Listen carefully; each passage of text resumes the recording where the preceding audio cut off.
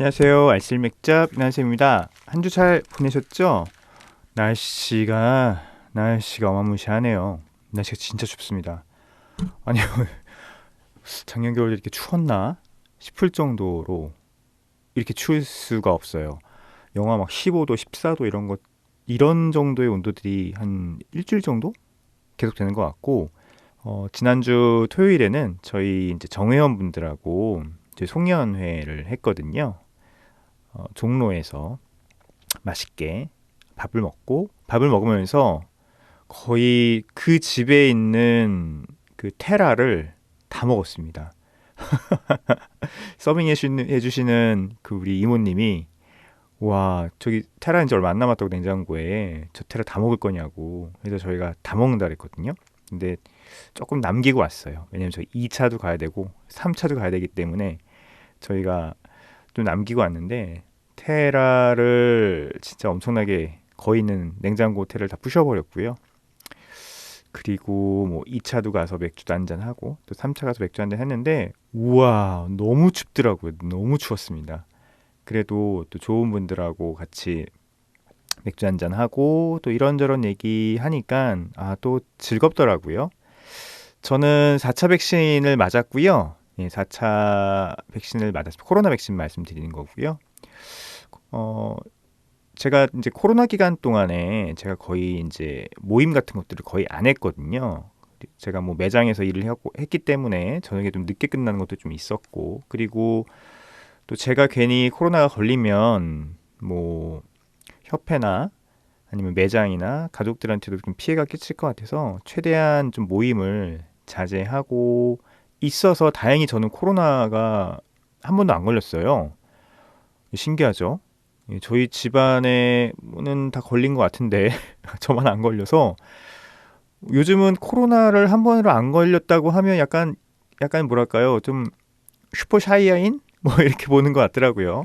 어쨌든 운이 좋게도 아직 코로나가 안 걸려서 아직 코로나가 얼마나 아픈지 잘 모릅니다.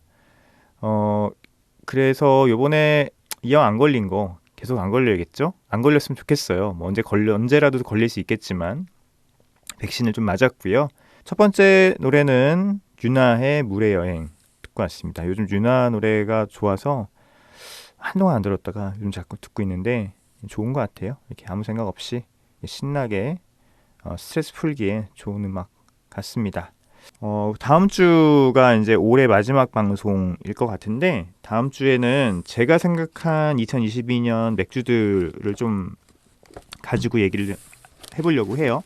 한 해 2022년 동안 제가 먹은 맥주들을 쭉 정리를 한번 해드리면서 제가 생각한 뭐 최고의 맥주들, 인상 깊었던 맥주들 이런 것들을 한번 정리를 해드리면 어떨까 생각을 하고 2022년 먹은 맥주들 사진 안 찍은 것도 되게 많은데 제가 사진을 웬만하면 다 남겼거든요. 얼마 전에 트릴리움인가 그 맥주도 마셔봤어요. 트릴리움 요즘 뭐 한참 맥덕들 사이에서는 뭐 유명한 난리난 맥주인데 트릴리움 유명하죠. 예전부터 트릴리움 맥주는 보스턴에 가면 꼭 마셔봐야 되는 맥주로 워낙 유명한 맥주이긴 합니다. 그 맥주가 이제 한국에 들어와서 좀 맥덕들 사이에서는 뭐 그 맥주 먹는 것 같은데 저도 전 다 마셔봅니다 그냥. 특별히 뭐 제가 인스타나 이런 데 안 남기고 방송 때 얘기는 안 해드려도 전 다 마셔보는 편인데 그렇더라고요. 네, 뭐 지금 뭐 많이 이제 그 스타일들의 맥주들이 익숙해져서 그런지 아는 맛이더라고요. 하여튼 뭐 이런저런 맥주들이 있는데 그런 맥주들을 제가 정리를 한번 해드리면서 2022년에 어떤 맥주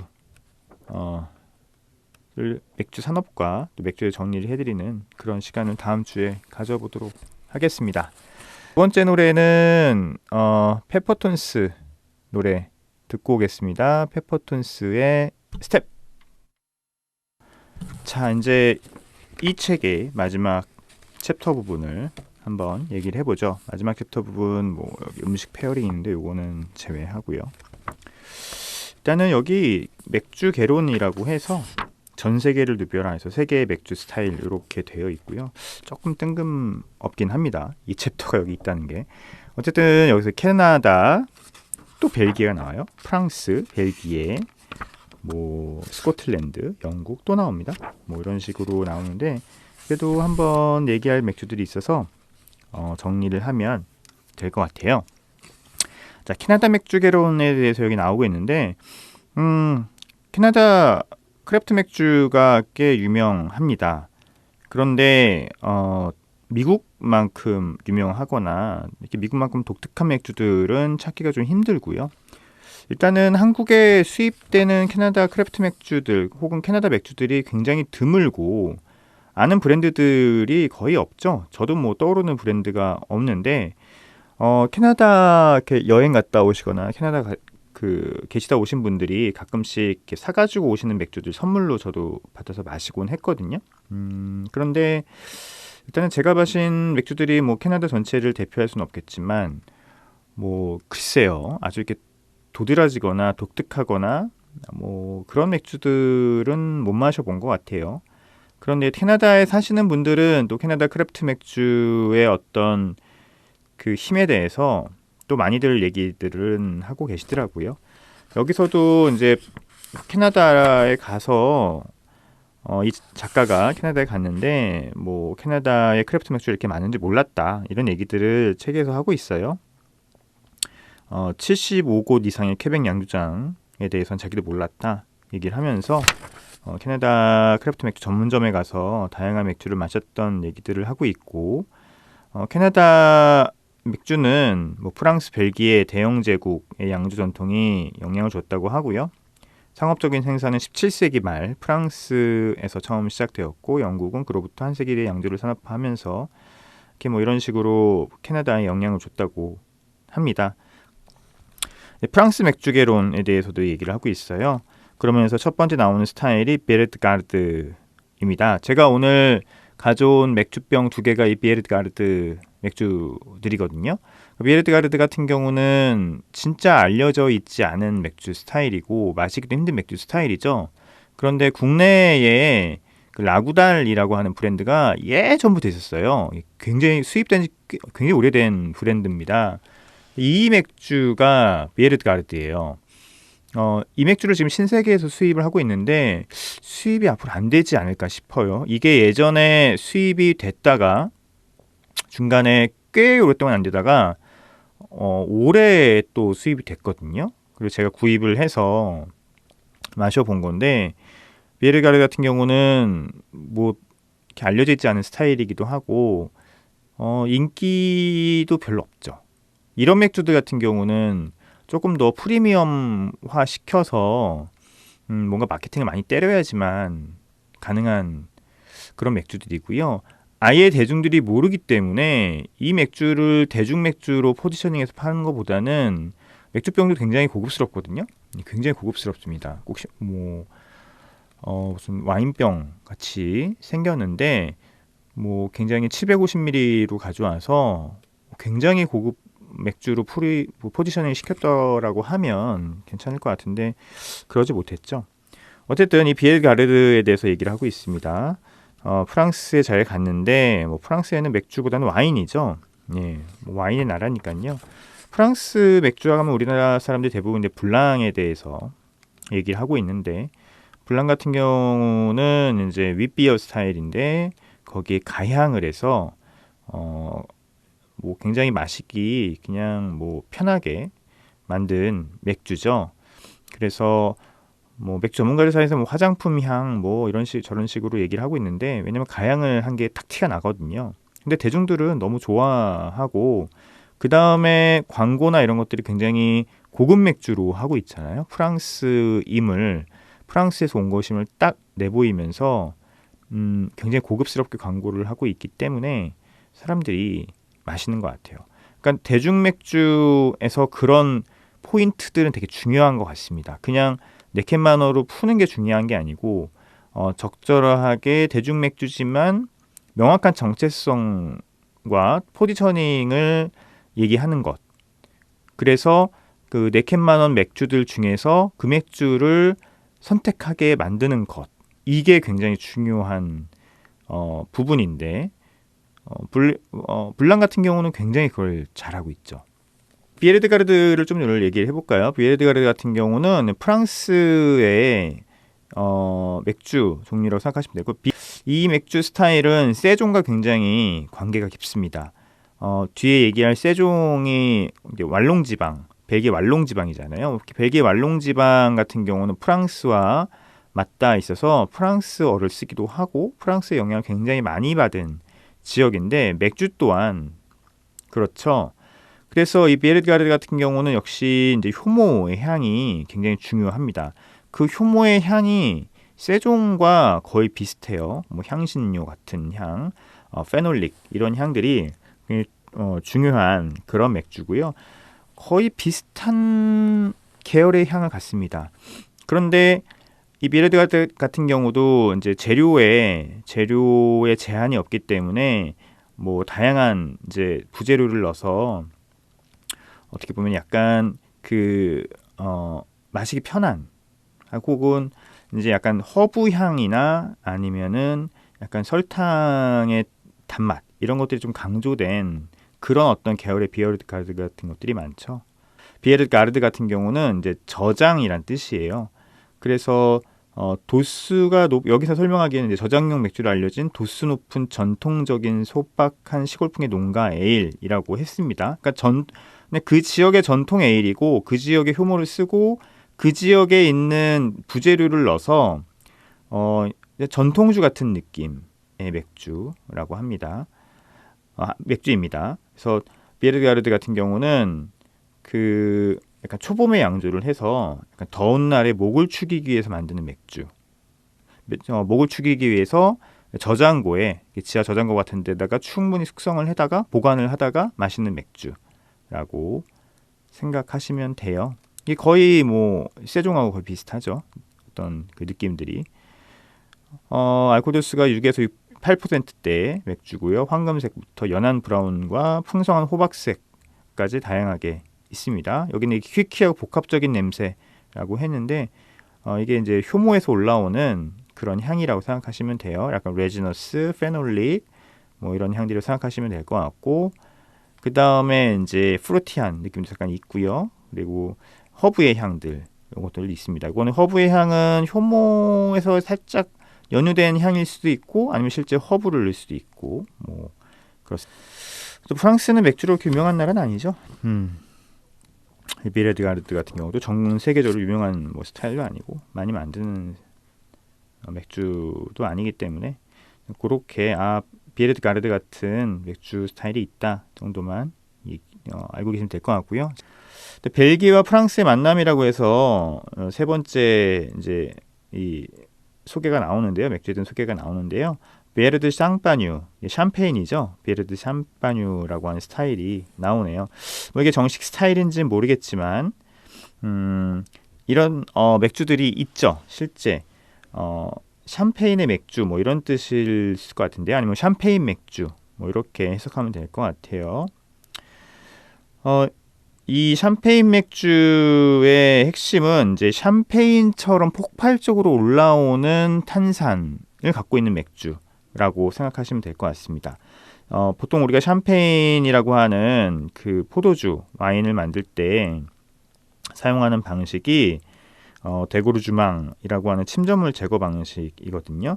이게 병 안에서 이제 추가적인 탄산 발효를 하는 거죠. 발효를 하고 이제 여기서 효모가 병목에 모이도록 해서 그 효모를 제거하고 추가적인 또 효모를 넣어줘서 계속 안에서 추가적인 발효와 숙성을 만드는 그런 공법이 보통 샴페인에서 이루어지고 있는데요. 그래서 샴페인이 보통 아주 기포가 얇고 폭발적인 탄산을 갖고 있는 거죠. 근데 맥주에서도 이런 샴페인의 공법이 사용하는 것, 그래서 샴페인과 비슷한 모양의 맥주, 맥주를 우리가 비에르드 샴파뉴라고 하고, 가장 뭐 우리한테 알려진 이 비에르드 샴파뉴 같은 경우는 인피니움이죠. 독일의 바이언슈테판하고 사무엘 애덤스가 만드는 인피니움입니다. 인피니움이 지금은 한국에 없죠. 저도 2016년가 저는 독일에서 구매를 해서 먹었던 기억이 있는데요. 진짜 폭발적인 샴페인의 기포가 맥주에서 올라옵니다. 그냥 폭발적이라고 그냥 생각하시면 될 것 같아요. 일반의 맥주의 탄산이 아니에요.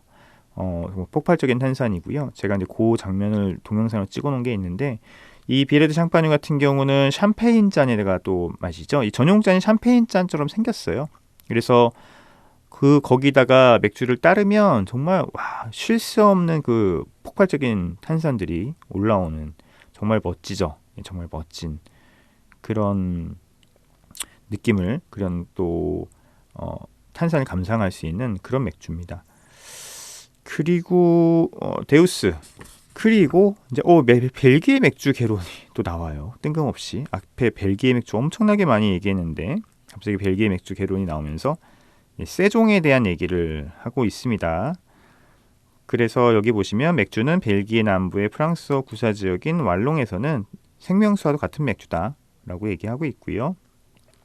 이곳은 지금처럼 수세기 전에도 곡물 농사를 짓는 논밭이 마치 천조각을 이어 만든 이불처럼 시골 들판을 뒤덮었다. 노동의 결실로 무장한 농부들은 종종 양조가로 일하면서 추수하고 남은 곡물을 저장하기에 적합한 고도수 맥주를 양조하는 데 사용했다. 냉장고가 발명되기 전에는 여름철에 양조 케틀을 가동하지 않았다. 더운 날씨에는 야생효모와 미생물이 제멋대로 들어가 맥주를 부패시킬 수 있었기 때문이다. 그래서 농부들은 겨울철에 세종을 양조해서 여름까지 저장했다 라고 하네요. 세종 자체가 이제 계절이라는 프랑스어를 얘기를 하죠. 그래서 이게 보시면 아까 전에 비에르드가르드랑 되게 비슷한 뿌리를 갖고 있는 맥주예요, 사실. 그런데 비에르드가르드 같은 경우는 지금 별로 인기가 없고, 세종은 뭐 굉장히 인기가 많죠. 지금은 한국에서는 많이 예전의 인기를 갖고 있지 않지만 여전히 이제 뭐 종종 세종 스타일을 볼 수 있고, 저도 이제 세종 맥주를 종종 만들고 있습니다. 제가 좋아하는 스타일은 아닌데 어쨌든 한때 국내 크래프트에서 많이 만들었고, 수입도 세종 맥주 굉장히 많이 됐어요. 그래서 세종이라는 스타일들이 맥주를 어느 정도 아시는 분들 사이에서는 알려진 그런 맥주가 되었죠. 일단 이 맥주는 이제 그 뿌리는 여기 농주예요, 농주. 그래서 농사를 짓는 사람들이, 농부들이 이제 갈증을 해소하기 위해서 혹은 뭐 식사 대용으로 마셨던 맥주라고 생각하시면 됩니다. 그래서 농주라고 하면 뭐 우리나라 막걸리라고 얘기했는데 막걸리랑은 좀 느낌이 다르고요. 갈증을 해소해야 되기 때문에 일단 굉장히 드라이해야 합니다. 세종의 첫 번째 뭐 특징, 덕목은 드라이함이에요. 드라이해야 되고요. 그리고 두 번째는 이제 효모가 죄송합니다. 효모가 굉장히 중요한 맥주인 거죠. 세종 효모가 따로 있어요. 그래서 일반적인 벨기에 효모와는 좀 다른. 그러니까 우리가 알고 있는 일반적인 벨기에 효모는 저쪽에 플란더스 지방에서 이제 주로 나오는 레지너스하고 약간 이스티하면서도 페놀릭한 뭐 이런 향의 이제 효모라고 할 수 있으면, 이 세종 효모는 역시 뭐 마찬가지입니다. 약간 레지너스하고 뭐 페놀릭한 거는 뭐 비슷하죠. 근데 조금 더 허벌한 느낌이 조금 더 있습니다. 허벌한 느낌이 있고요. 좀 더 스파이시하다는 느낌이 있어요. 향신료의 스파이시. 그래서 우리가 이 향을 보통 뭐 페퍼, 화이트 페퍼라고 보통 얘기를 합니다. 그래서 이 향신료, 특히 이제 화이트 페퍼, 후추의 향, 흰 후추의 향이 이 세종의 효모의 특징 중에 하나죠. 세종하면 이 세종 효모의 독특한 이 향들, 그리고 두 번째가 드라이한 바디감이에요. 뭐 그렇다고 해서 이 맥주가 뭐 진짜 농주, 지금 뭐 농주로 만들어지고 있는 그건 아니고, 제가 벨기에 맥주 역사에 대해서 간단히 얘기를 해드렸을 때 알고 계시겠지만, 벨기에란 나라가 워낙 19세기 초에 태어났고, 그리고 양조는 오래됐지만 상업 양조의 역사는 길지가 않아요. 다른 나라에 비해서. 그렇기 때문에 세종도 마찬가지입니다. 세종이라고 하는 뭐 이런 스타일의 맥주가 왈롱지방에서는 쭉 만들어져 왔겠죠. 그러나 현재 세종이라는 맥주의 상업 맥주 스타일을 정립시킨 거는 두퐁이라고 하는 회사예요. 그래서 이 회사가 이제 세종두퐁이라고 하는 회사 맥주를 생산을 하면서 세종이란 맥주가 정립이 확실히 됐고요. 그 다음부터 이제 세종 맥주가 듀퐁 세종의 스타일들이 세종 맥주다라고 이제 정착이 됐죠. 그래서 뭐 여기는 뭐 이런저런 얘기들을 하고 있는데, 그렇게 정리하시면 될 것 같고, 또 세종 맥주는 알코올 도수가 4도부터 7도까지 조금 레인지가 다양합니다. 그리고 한 가지 더 말씀드릴 거는 이 세종이라는 맥주에서는 불의 향이 날 수도 있어요. 세종이라는 맥주 스타일을 만들었을 때 이거 왜 불의 향이 나지? 왜 불의 이런 뭐 젖은 가죽 향이나 아니면 바니아드 같은 향이 살짝 배어 있다고 해서 그 맥주가 잘못된 건 아니라는 얘기예요. 없어도 돼요. 없어도 상관없어요. 있어도 허용이 된다는 거죠. 그 이유는 세종 두퐁 때문에 그렇습니다. 세종 두퐁에서는 그런 바니아드 브렛 향이 날 수 있습니다. 그렇기 때문에 뭐 오리지널 맥주가 그렇기 때문에 세종에서는 어느 정도의 브렛 향이 허용이 된다라는 것들을 좀 알고 계셨으면 좋겠고요. 작년에 들어온 세종 두퐁은 별로 퀄리티가 안 좋았거든요. 약간 그 설퍼릭한 측면이 조금 과하게 있었던 것, 뭐 마실 때마다 느꼈어요. 마실 때마다 이 설퍼릭한 향들이 좀 과하게 느껴져서 발효나 혹은 보관에 있어서 문제가 좀 있었던 게 아닌가라는 생각이 드는데, 어쨌든 여기 되고, 여기 또 나오기도 하네요.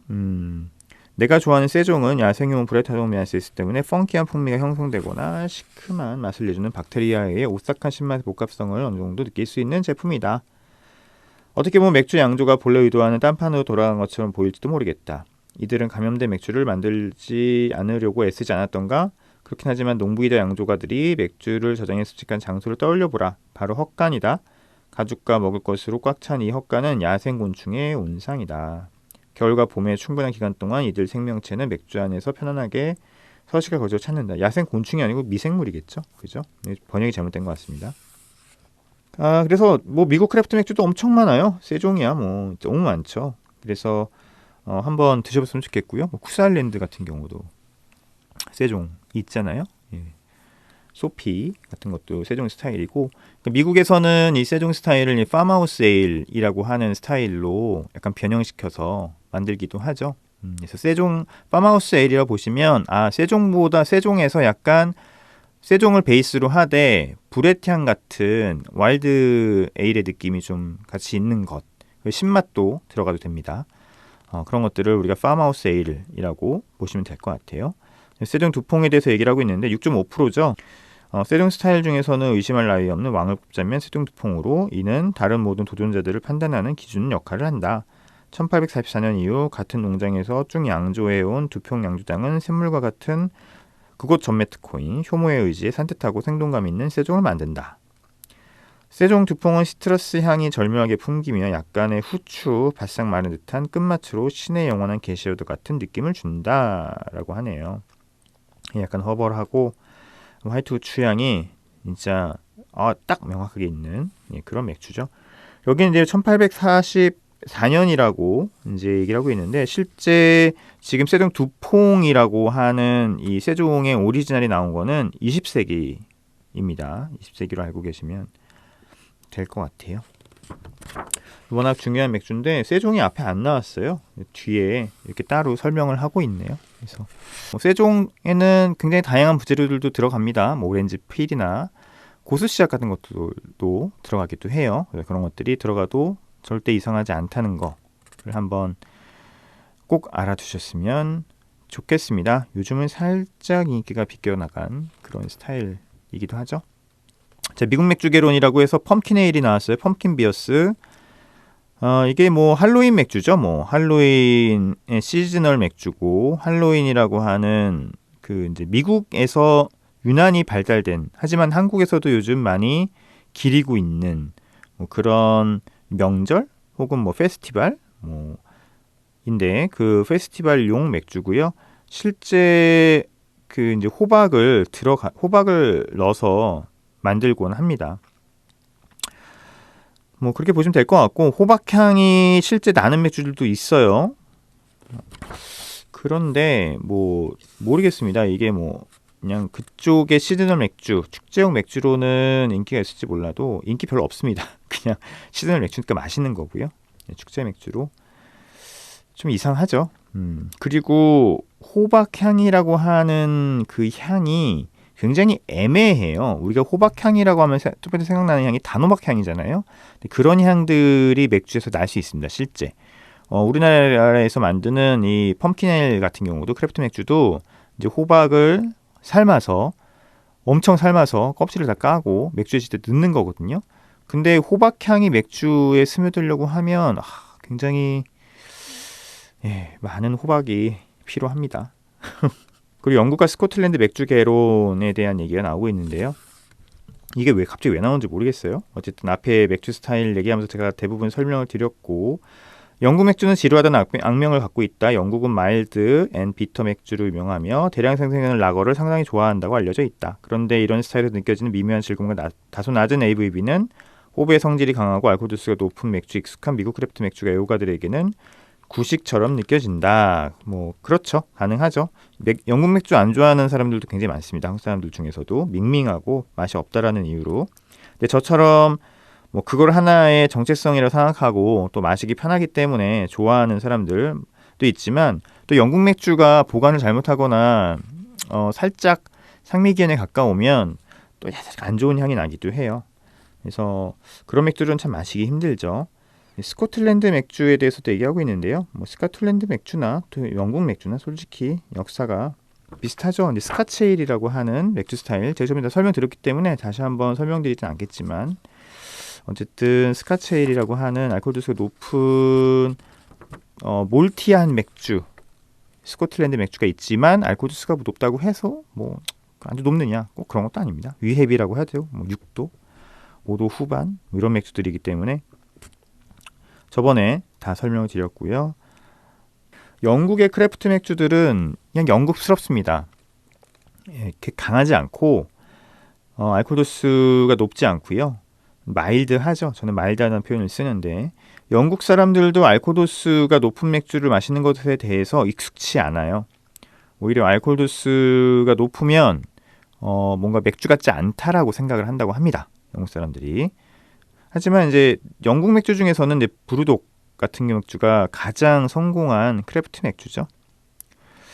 이제 지금 내각이 돼서 뭐 크래프트 맥주라고 우리가 보기가 좀 힘들겠지만, 이제 브루독 같은 스타일, 브루독 같은 스타일도 보시면 굉장히 말드해요.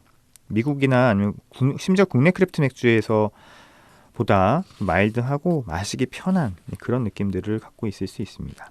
뉴질랜드 맥주개론 같은 경우는 호주 혹은 영국의 영향을 많이 받았습니다. 뉴질랜드 같은 경우는 전통적인 맥주 스타일보다는 크래프트 맥주에서 오히려 굉장히 두각을 나타내고 있죠. 특히 뭐 우리나라에서는 에이와이어드 같은 이제 뉴질랜드 크래프트 맥주가 굉장히 유행을 했고, 지금도 굉장히 수입이 돼서 팔리고 있습니다. 많이 팔리는지는 모르겠지만 어쨌든 뉴질랜드 크래프트 맥주를 대표하는 브랜드가 한국에서 굉장히 인기를 얻고 있다 라고 생각하시면 될 것 같고, 뉴질랜드 같은 경우는 호흡이 또 굉장히 유명하죠.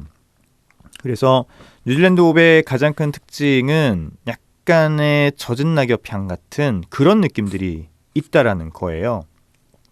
뉴질랜드 호흡이 들어간 그 맥주가 한때 또 유행했던 적이 있었습니다. 그래서 뉴질랜드 호흡이 들어간 맥주들은 드라이 호핑된 맥주들을 마셔보면 딱 느낌이 있습니다. 이거 뉴질랜드 호흡이 들어간 것 같은데? 라는 느낌이 딱 있을 때가 있어요.